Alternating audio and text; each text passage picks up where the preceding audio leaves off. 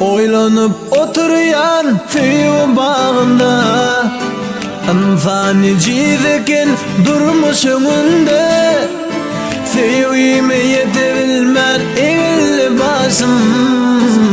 Aylanır bilirmen gözümde yazım Feyuime yetebilmen eğil basım Aylanır bilirmen gözümde yazım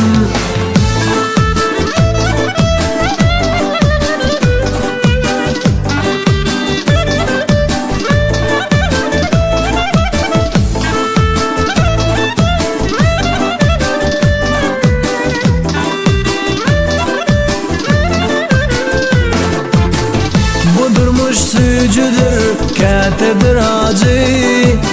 Erkime boyanıp fevimin gücü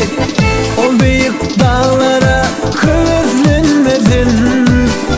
Büyük dağdas olup bağlanırıldın O büyük dağlara hıflenmedin Büyük dağdas olup bağlanırıldın Oylanıp oturuyan feyu bağında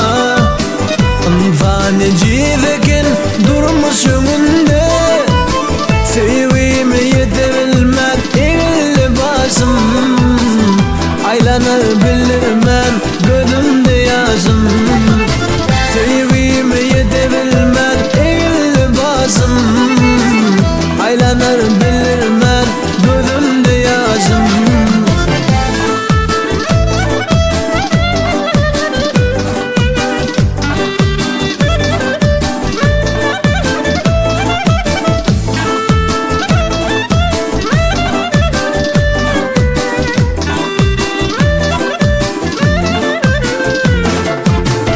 Eciden kalbamın halım soruyor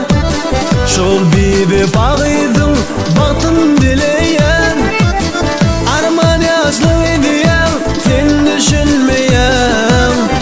Güzel gizelerini yatla oturuyan Arman yazlı ediyem sen düşünmeyen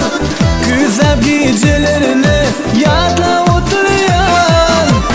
Oylanıp oturuyan feyu bağında Anfani